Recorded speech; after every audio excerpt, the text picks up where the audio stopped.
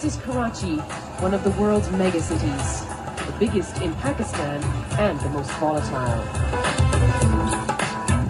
It's the financial and commercial hub, attracting the country's brightest and most ambitious, but also the most desperate, seeking work or anonymity in its teeming streets. A gateway to the region, it's a key supply route for NATO in Afghanistan, and the alleged launchpad for the Mumbai attacks. Racked by ethnic tension and political violence, it's a city permanently on the edge.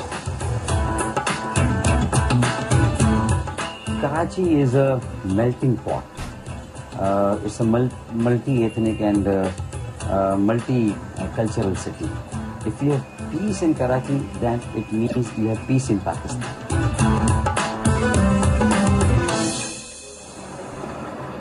Or you have war. At the end of last year, the city erupted in riots that killed 50 people, exposing a dangerous fault line between Karachi's two main ethnic communities.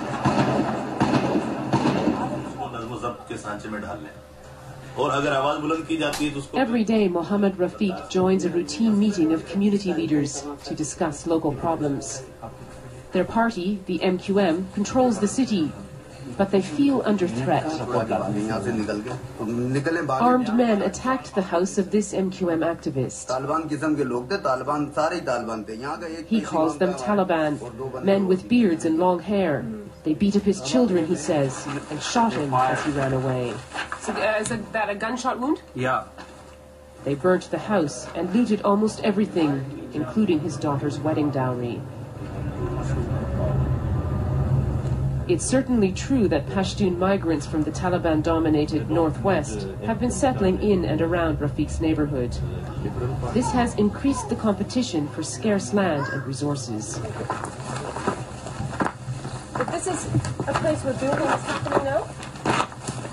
Rafiq and his colleagues are determined to defend their established territory, a claim staked by Muslim migrants from India at the time of partition.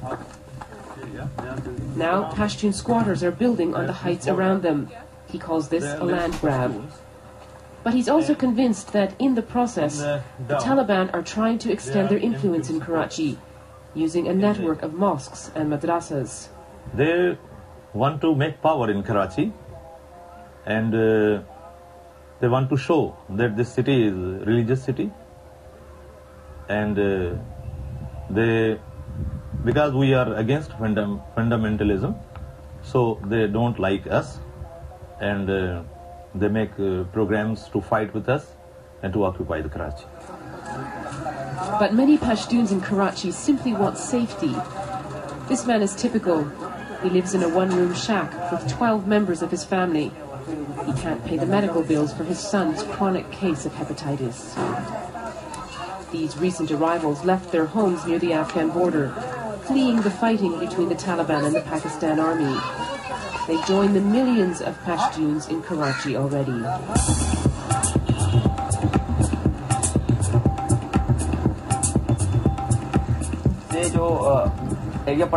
Ismail Khan is a political activist. He points out the boundaries of his neighborhood. His party champions Pashtun rights, and they complain of neglect. Development work stops at the edge of Pashtun areas, he says. But he denies the Taliban are taking root here. It's a vast area, and yet there's no college or school or hospital in this community. None of the basic necessities. It's been like this ever since the Pashtuns came to Karachi. Pashtun settlements straddle the entry and exit points of the city, and they control the transport business. They sometimes block the motorways as a protest to air their grievances, or when they feel threatened. And this area was hard hit in the recent clashes. This timber market was torched, they say, by a gang of MQM vigilantes. They claim 300 Pashtun businesses were targeted or forced to shut down.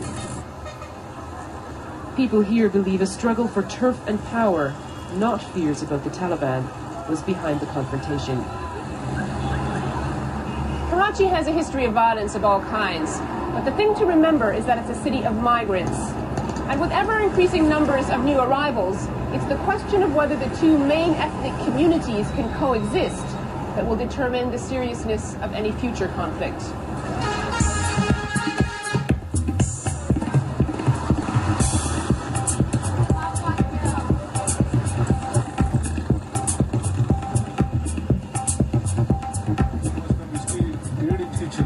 When it comes to religious militants, the city's elite anti-terrorism squad is at the forefront.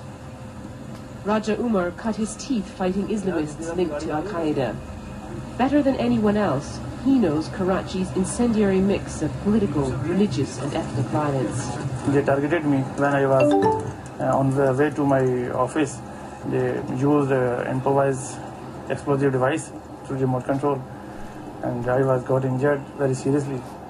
But that hasn't made you give up your job? No, I will never give up my job. He was brought into this notorious slum to bust a gang war. Bullet marks still scar the walls. He claims to have pacified the area, but the peace is likely to be temporary.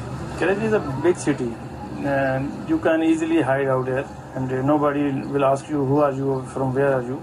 Secondly, Karachi, if you do any action like terrorism in Karachi, you can send the message all over the world. Taliban militants may be caught up in this febrile mix, says this seasoned officer, but he denies any sign of an organized presence.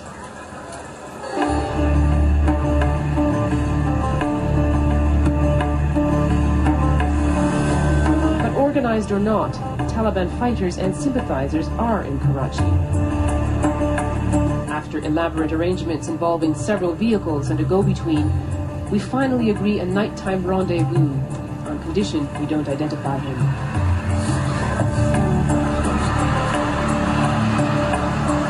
He tells us he's a veteran who fought against the Russians in Afghanistan in the 1980s, and now fights with the Taliban against NATO. He lives and works in Karachi, but says it's not part of the front line.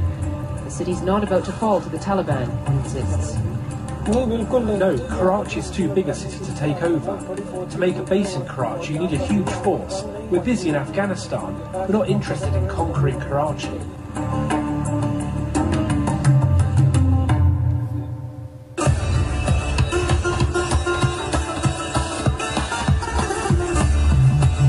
In many ways, Karachi is Pakistan, a vibrant and violent microcosm.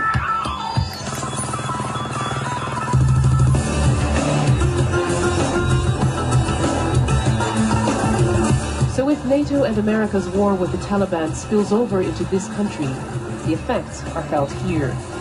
Migrants fleeing the fighting, or the specter of Talibanization.